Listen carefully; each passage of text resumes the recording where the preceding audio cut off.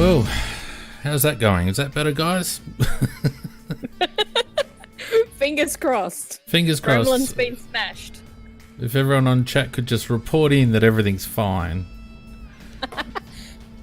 Thank God. Yay! We got a nice little okay sign from Maddie. Yay! Fantastic.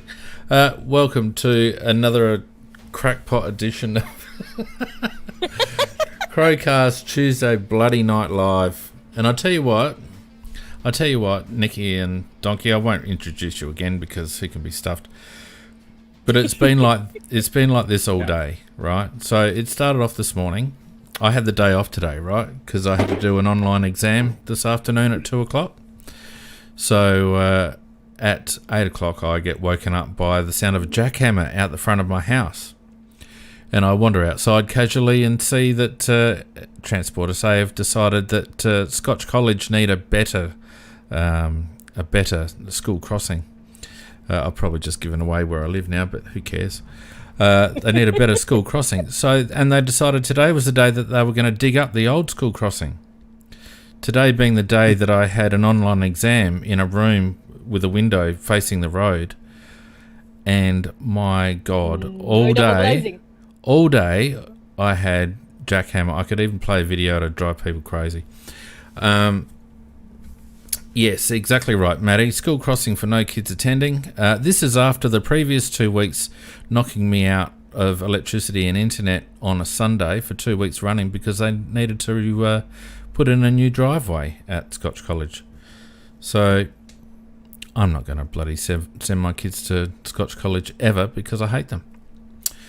And then, of course, I went on and did the bloody exam, which was shitful, and then something else happened, and then now this happened. So anyway, who cares? Who cares about me? How are you guys? I was going to say that's one of the things I actually miss from the UK is double glazing on all the windows. Why don't we have that here? Well, I've got plantation shutters on my windows, which are pretty good for deadening noise, but you got to understand that this was not just a guy with a jackhammer. This was like a guy in a bobcat with a mechanical, like a big jackhammer, and about 7 or 8 meters from my front window, all freaking day. So who said that they were an Unley girl just then? Me. My daughter goes to Unley, and my son is about to go to Unley. Oh, those poor bastards. No, it's better now. You probably went when it was full of gangs and stuff, but it's better now.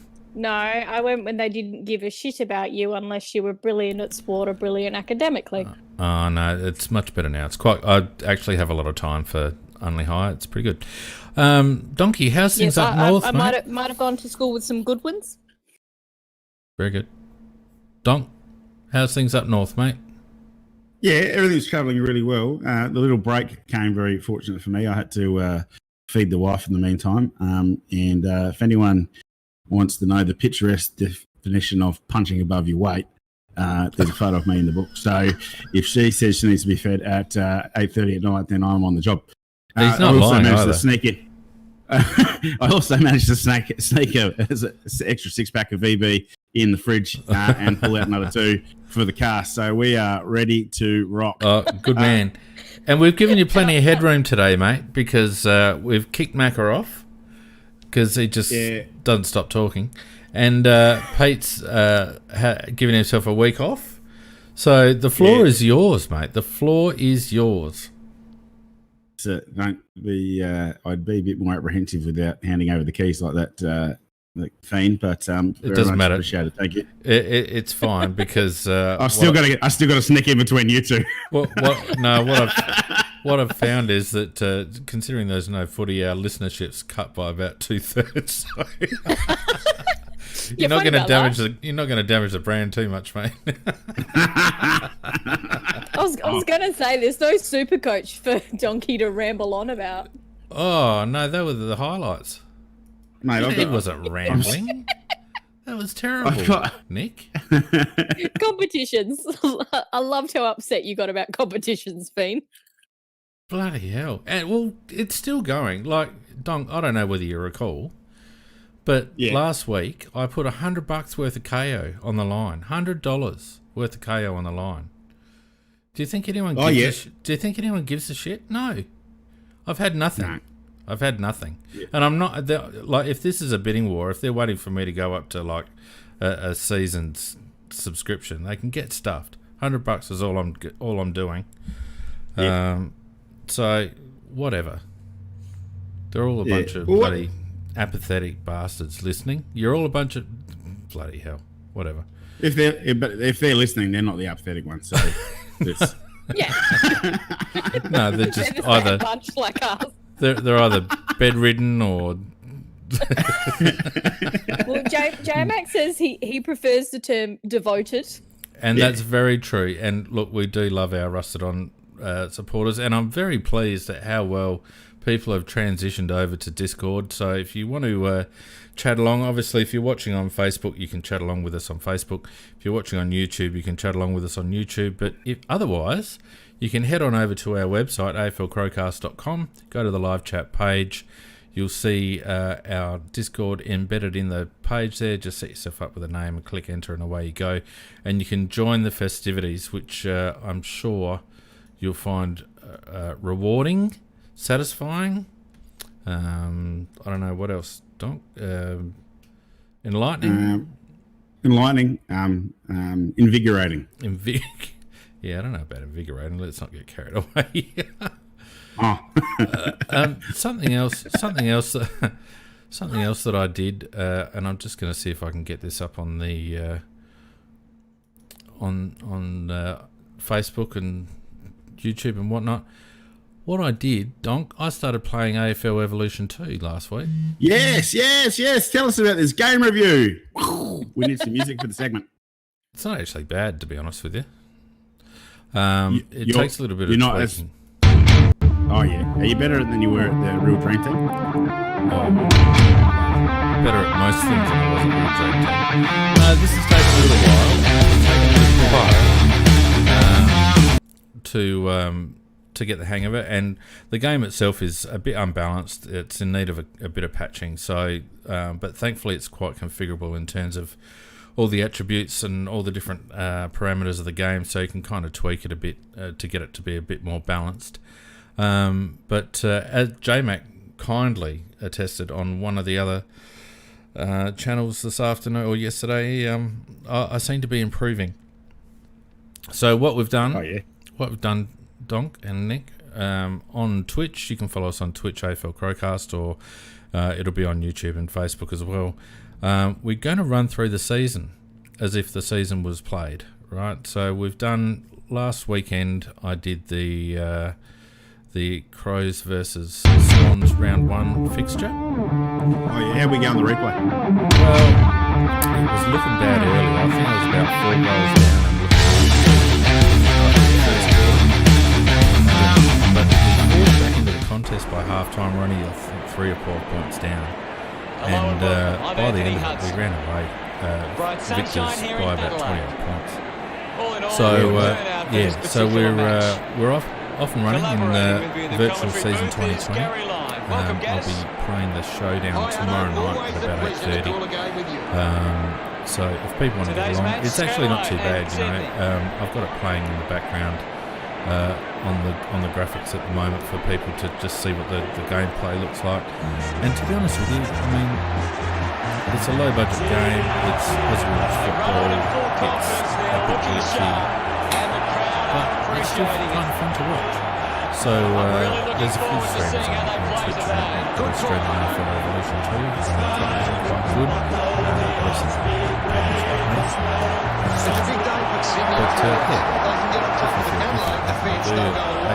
Thereabouts on a Wednesday night. Come over and have a look, have a chat. I'll probably be having a beer or two while I play. I might have 2 games around the field. So come and have a chat, a bit of a laugh, and we'll run through a couple of games and see if we can get season 2020 off and running in some way, shape or form. Which segues me, ladies and gentlemen, into AFL news this week. And of course, as we continue chatting about the hot situation, but it looks to me less and less likely that's going to happen. Yeah, I think I think the move by the NRL to do what they've done they really attract a lot of bullets. So the AFL being ever gun shy, I think, would be never wanting to be bad people in these situations. So and the other thing the AFL needs to think about is doing themselves some long-term brand damage. They've set themselves up as the family code and all those sorts of things. And you can't do that and then put a lot of people at risk. I think there's also the difference between the two governments in Victoria and New South Wales. Victoria shut down a lot quicker than what New South Wales did. The New South Wales government sections of it are the ones who are pushing ahead and thinking this is a great idea with the NRL. I don't think Daniel Andrews' government would actually be okay with it. So I think there might be some discussions going on in the background, but I think the government, particularly in Victoria, will have a lot of say in what goes on. Yeah. And the other thing too is we're not with community transmission in those bigger states like the NT and SA look really good compared to those guys, but with the community transmission it just means that any sort of opening up is going to mean a pretty big flare up if things don't go right, and that's just going to be a disaster for a lot of old people. So and a lot of people in general, but it's just not something I think we can play around with. And the worst thing I think we can do is open up, stop, open up, stop, open up, stop. Yeah, and that's the worst thing you can do regarding the curve is you've got to keep it shut, and then when it seems to be improving, then you've got to keep it shut a bit longer. And once it starts going down, and it's got to go down enough, only then can you start to open things back up again. Yeah. And it's going to be hard. I don't actually think Victoria are travelling as well as what you say, Nick. Their testing their testing compared to New South Wales and South Australia is way low. Test per 1,000 or 10,000 or whatever it is that the measure is. And I dare say that their actual case numbers would be a lot higher if they're actually testing to the same level as South Australia and New South Wales. So, nevertheless, I mean, until you can't, to my way of thinking, and I think the AFL are kind of falling in line with this way of thinking, forced a bit by the AFL Players Association. You can't have a season until those borders are opened up. A lot of the players are worried that if you stick them in a hub, if all it takes is one case and all of a sudden you've knocked out 6 teams, it's just not really workable. Yeah, and the fact is that a lot of teams so we have some of our players, some of our interstate players have stayed here, but others have gone back home to be with their families, etc. So trying to get them back in again, that would be difficult. Well, I mean, they'd have to quarantine everybody in one place and then distribute them to the hubs and then basically have those hubs self-contained, like a little Olympic village in each area, which is doable, I guess. It's doable, but then you've also got to, it's not just the players, it's all the officials, and then it would also have to be everybody that's providing the food for them, the cleaning, or all that kind of extra stuff. So it's... Oh yeah, it's a massive... You're literally right when you said it's an Olympic village. It would be an Olympic village. It would be massively difficult logistically, and you'd think that it would almost end up being revenue neutral because they'd have to play it in front of empty stadium.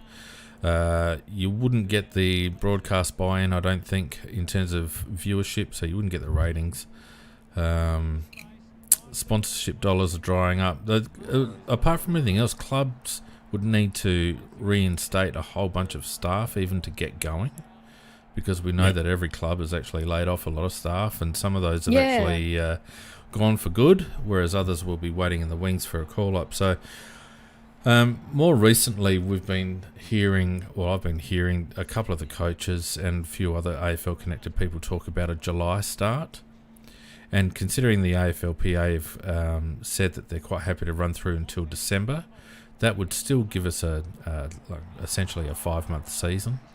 And with some of the other measures that they're talking about, I guess that's doable. I could see a 5-month season, 18 rounds, and like a reworked fixture, 18 rounds, and they might even change it to a top 6 instead of a top 8.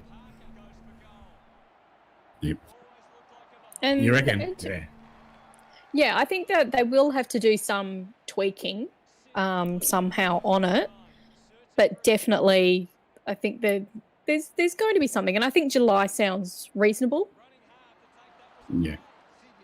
Yeah. Well, go on, Don. No, I was going to say, sorry, got something in my throat, go on. Bloody hell, mate. There's a bit of fucking Aaron Twisty. Literally, Aaron Twisty's just come loose to the tooth and hit the back of the tonsils at the wrong time.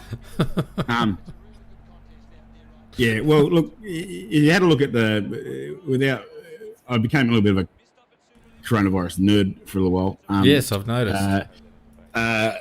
The peak of our infections should be looking to hit in week 42 from the first week of infections, and we're about week 7 or 8, I think, at the moment into it. So, realistically, they're not actually talking about it, the worst of it being over until, December, January type of time. There'll have to be a decision made at some point about, how widespread the community spread of this is, and how and on what things are being opened up. So, I mean, I don't think you can imagine playing footy, but still not being able to go to a restaurant and things like that. So it's just going to be, and the other big decision that'll be coming soon will be, when kids go back to school and those sorts of things. So it's, I think there's still too many unknowns for anyone to be making any real sort of, assessment of where we're going to be. Yeah, I think you're right, Don. It's difficult. I don't know. It's probably the same for you in Northern Territory, but in South Australia, because our cases have dropped off dramatically to the point of single digits for the last few days, it's very easy to think that there's light at the end of the tunnel. But you only have to look at countries like Singapore and Japan, who were, Singapore in particular was the poster child for containing the virus, and yet they actually haven't flattened their curve at all. Their cases, whilst they've been lower, have been not diminishing. And there's other countries that, having weakened their restrictions, are now suffering an increase again of cases. So, and you wouldn't want to be the government that pulled the trigger too early, would you?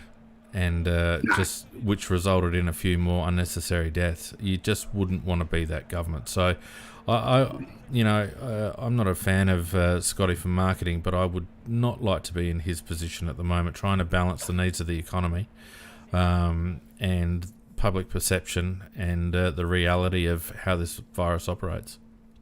Yeah, I'm also generally not a fan of Scotty for marketing, but I actually think they haven't done too badly as a whole in the country. When you have a look at the way other countries have handled what we're going through right now, I think nationally and all the local leaders, or most of the local leaders, seem to be actually looking after us first rather than worrying too much about the other stuff. But the next big problem is how we're going to feed our families, and that is going to bite pretty soon.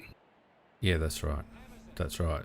I don't think there'd be many families completely unaffected. I was saying to you off air, Donk, that I'm very fortunate with my own job, and yet 2 of my immediate family have lost theirs. So, if it doesn't happen to us directly, it certainly happens to people in our immediate vicinity. And they're talking about unemployment rising to 10% by the second half of the year, and that's 1970s numbers. We haven't seen 10% unemployment for a long, long time. Yep. Yeah. Anyway, look, let's not get too depressed about stuff like that, because we're here to talk about footy. Not that there's a huge amount to talk about, but I did want to talk about something that was raised, and it seems that the virus has enabled every idea known to man to be raised. We've had chatter about the hub, we've had chatter about reducing the numbers on the field, and now we're having chatter about increasing the draft age. Another one of my pet bugbears, the draft age. There's been chatter about now being the opportunity for us to raise it to 19. Nikki, what are your thoughts?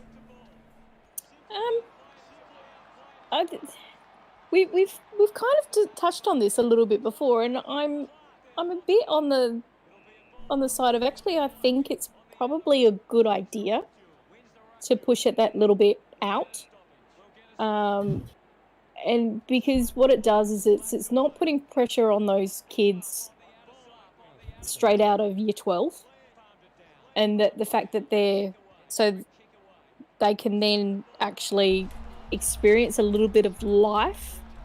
They can focus a bit more on that schooling if that's the way they want to go, or they can start working in a trade while still trying to get into football as a career, because we know that not that many of them actually make it all the way through or are successful, like a Walker or a Sloan. So I do kind of like a bit of the US system where they are a bit older coming in, but can also play until they're older. So yeah. Yeah, I think it's a good idea. Although the only person I saw mention it publicly was Bevo, which I usually just say no to because he's a dickhead.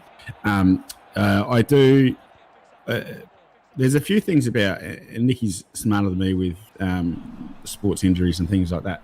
But I've seen quite a bit of, media discussion around, young players being put through the traps really early, and the harder they've worked as in that younger age, the more their bodies have been breaking down. And if you have a look at like the NFL do their drafting, which is they make them go through a couple of years of college, whereas the NBA, you can either do a one or done, and back in the day you could just go straight through. Yeah, they're different. Like there's a different, and I hate this word because it's not a word, but there's a different physicality with the sports. Whereas footy's 360 running, you're getting smashed in every direction. Your body's not mature. If you're Sam Walsh or Sam Walsh, you're playing AFL from the age of 18 years old. You're getting smashed by full body blokes in opposing teams every week in and week out, and you want to star ball winners. Like it's career limiting behaviour. If you have a look at someone like Chris Judd, if you think of the 2001 draft, Chris Judd went to the Weagles, was a star player basically from day dot. Got premierships and Brownlows really, really early on, and retired 5-6 years before Gary Ablett, who was recruited in the same draft, or Hodge and Mitchell. So is it really that much of a problem? The other thing too is, I think you start to eliminate a lot of the problems that you're going to get with draft busts, because people have a couple more years of maturing during that time. And I don't know about my listeners on the cast, but at 18 years of age, being trusted with a couple of $100,000 in my back pocket and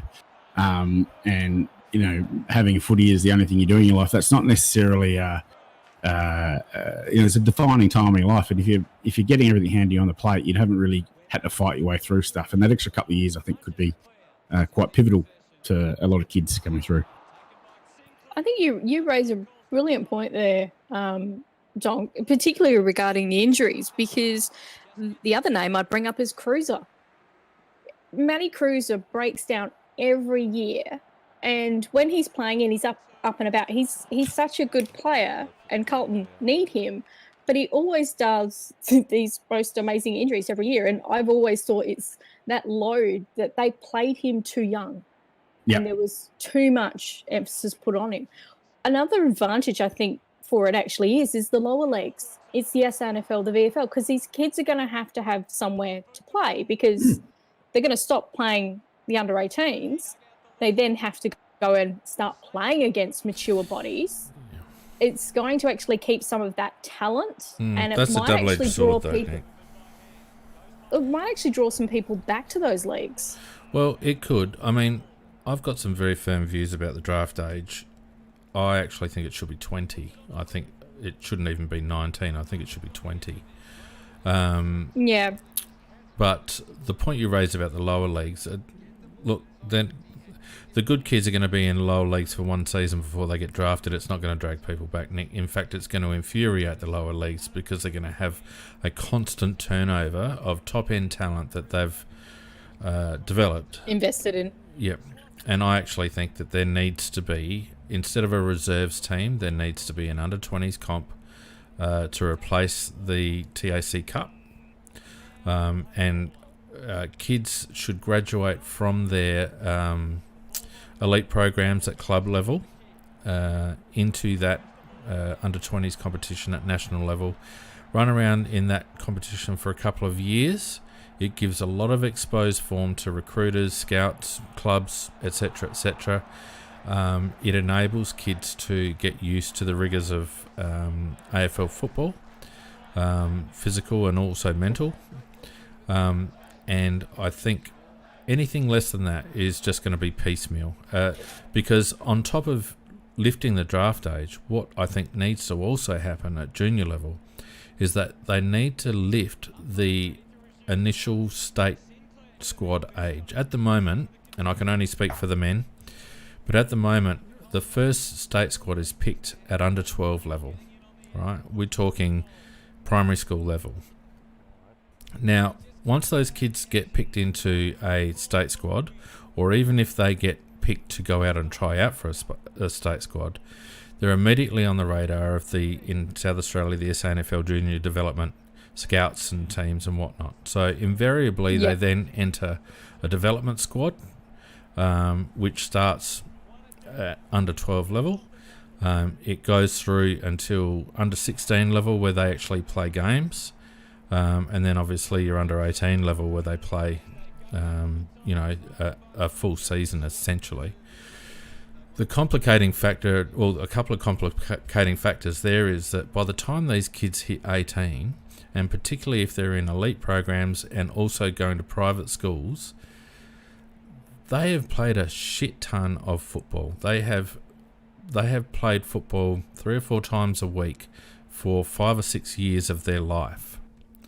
The private schools don't let up, so you've got to go to private school training if you want to play first 11, and the development squads don't let up, so you've got to go out and train if you want to have a run in your SANFL team.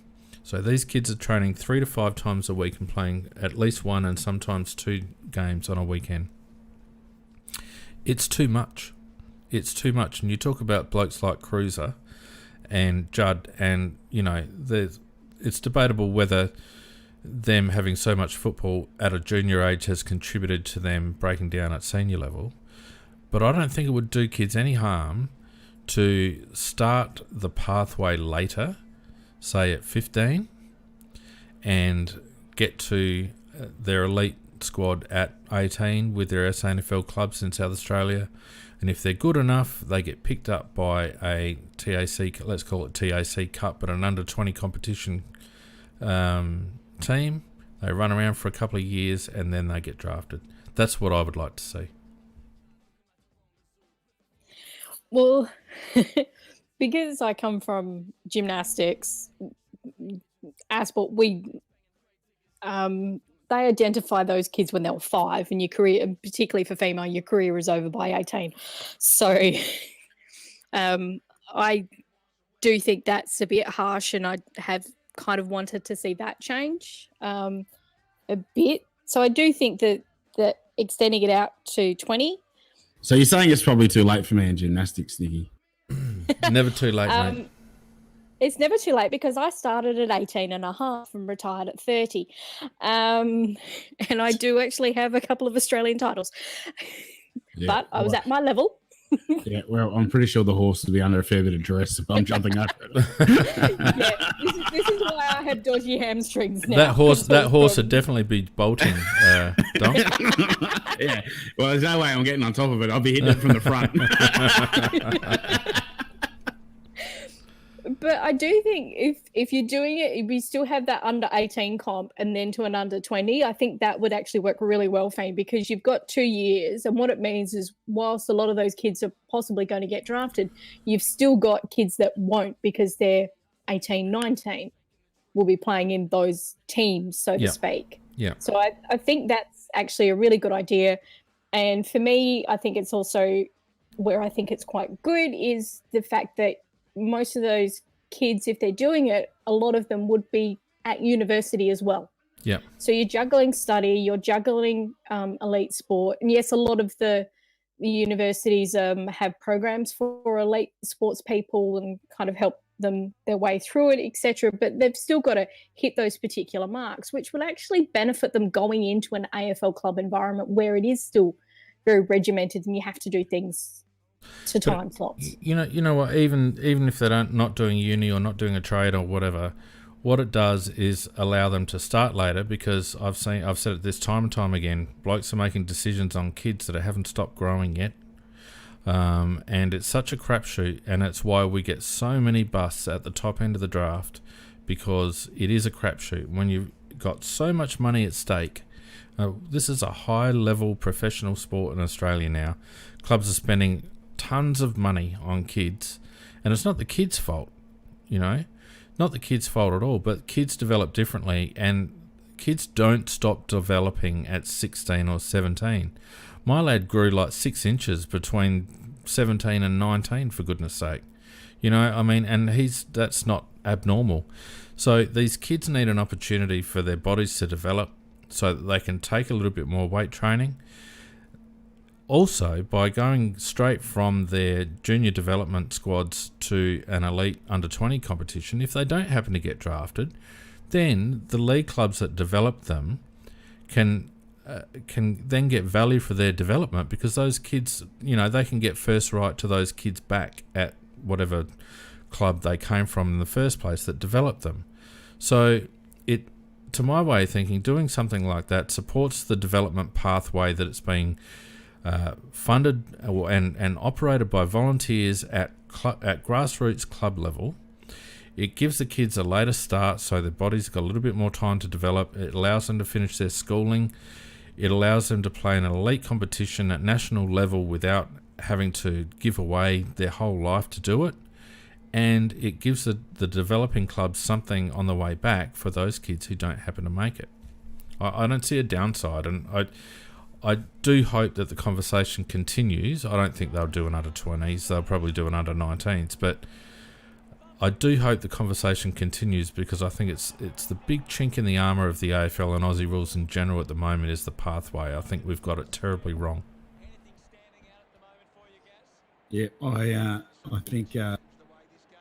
I think with this whole situation, there's going to be a whole lot of people that have a look at the way they do things, and things that have been done just because they've been done that way for a long time. Now's the time to review and have a look at some of those systems, and this seems like a bit of an easy one to have a look at. And if you have a look at even the drafting profile, a lot of clubs lately, there's quite often a few, second, third year players that are playing in state league somewhere that are coming through in the early rounds of the draft now. So it's not even that the clubs aren't necessarily looking in those places. So a pivot, I don't think, has to be, the end of the world. Anyway, we'll see how that develops. The AFL can be a bit monolithic at times, except when they're tweaking rules, in which case they seem to jump left, right and centre. But on major changes like this, they seem to move slowly. But I think if Steve Hocking achieves one thing during his tenure, if he could redress and correct the pathways for men's AFL footy, and make it more equitable for all the stakeholders, players, clubs, parents, coaches, everyone, then I think he would have earned his keep.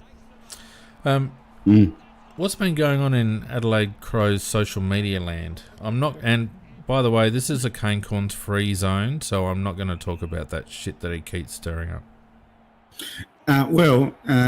I did notice today, I'm not sure if everyone's aware, but Benny Davis was in a Hungry Jacks commercial, and that seems to have caused quite a stir within the playing group. Was he?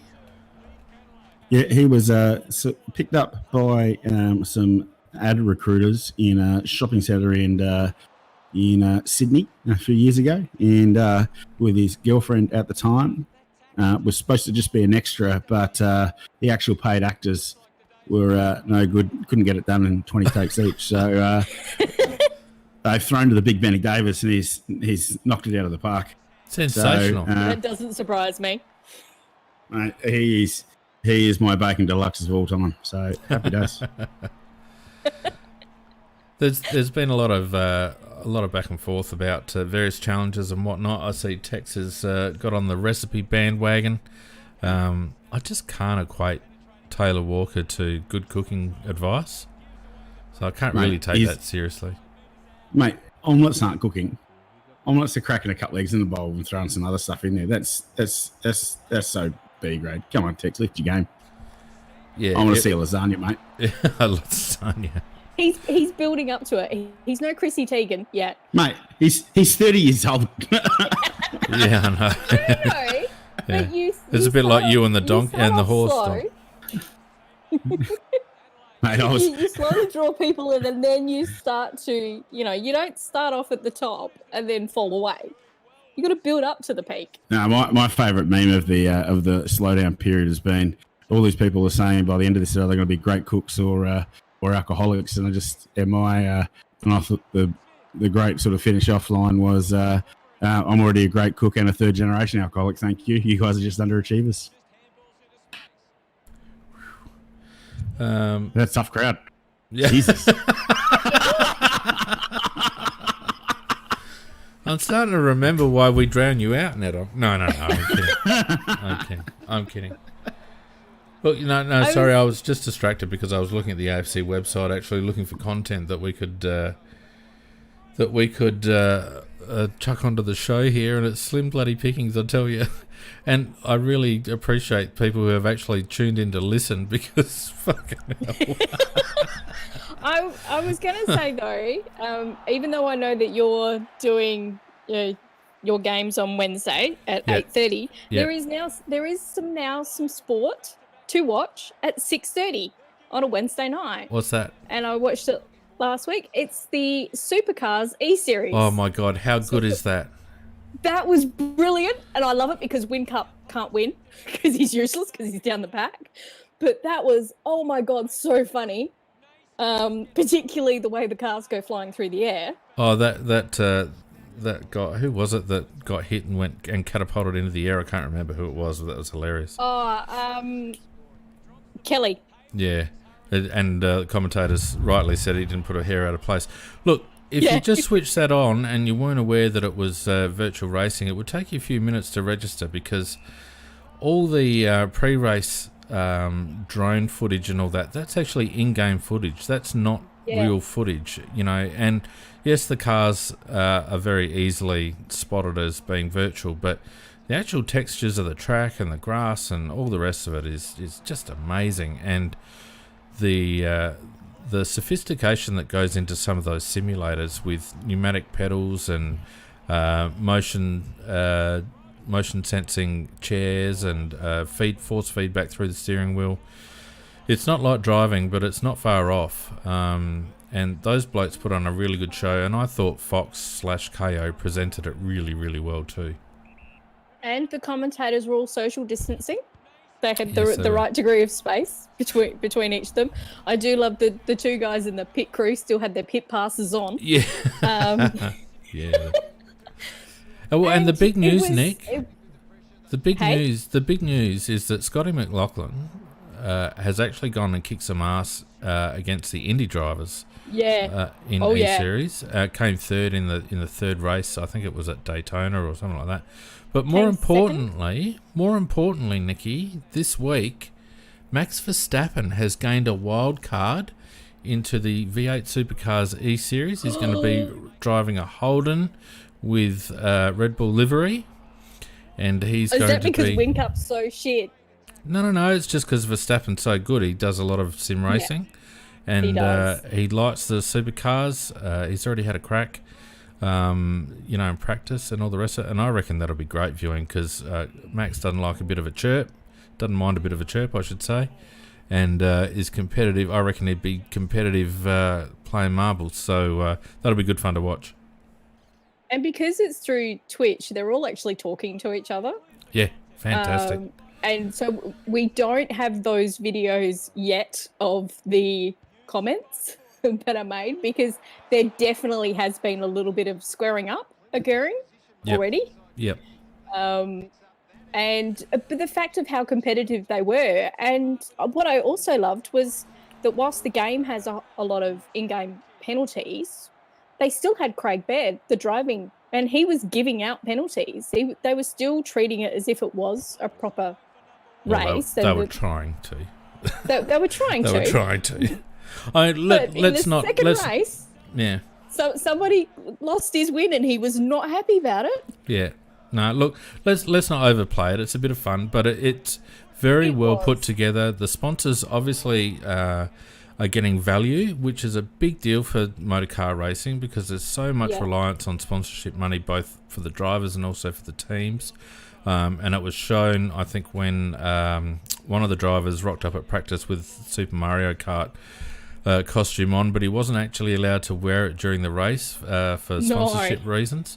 So it's a good way for the sport to get sponsorship value. It's a good way for people to get people to remain engaged in the sport. It's a bit of fun. iRacing is a fantastic platform, and it's almost up to the level, Donk, of CrowCast AFL Evolution 2, which you can see on Twitch Wednesday nights at 8:30. If you want AFL football simulation, then you won't find any. But if you want the second best thing, you'll find CrowCast Round 2 Showdown Wednesday night versus Port Adelaide at the Oval, followed by whoever was supposed to be playing at round 3 if I haven't rage quit by then. You do the best. You do some of the best simulation going around, Phoenix. Well, there's only about 6 of us. Actually, the guy that does the best stream... The guy that does the best stream actually worked on the game. I think he did a lot of the voicing for the game. And it's quite funny because they've stuffed up the voicing. They've actually reversed it. So you get Gary Lyon, during a showdown, you get Gary Lyon referring to Adelaide but calling them Port Adelaide, which I reckon is actually quite realistic. Yeah, that's actually quite realistic. Yeah, but they've messed it up. So hopefully they patch a few things. But it's a bit of fun. And like I said, a few beers and a few laughs. J-Mac is very supportive. He's my number 1 fan on Twitch. And number 2 and number 3 and number 20. No. But see how you go. Otherwise, you can catch a replay on YouTube or Facebook or Twitch or wherever the hell else. Have we got anything to bloody fill out our time with, or are we just about going to let these people out of their misery and move on with life? They're doing emojis in the chat. Yeah, see, that's the equivalent of the Mexican wave. And I think that's actually time for us to say goodbye. So look, thank you once again to everyone who supports our podcast by coming on and chatting, even during this trying time. Thanks to everyone who continues to support us on Patreon. Can't believe it. It's fantastic. Thank you so much. To everyone who follows us on Facebook and YouTube and every other platform, thank you very much. And all being well, we will see you guys next Tuesday. Until then, stay safe, be good, and we'll see you later. Night all. Night all.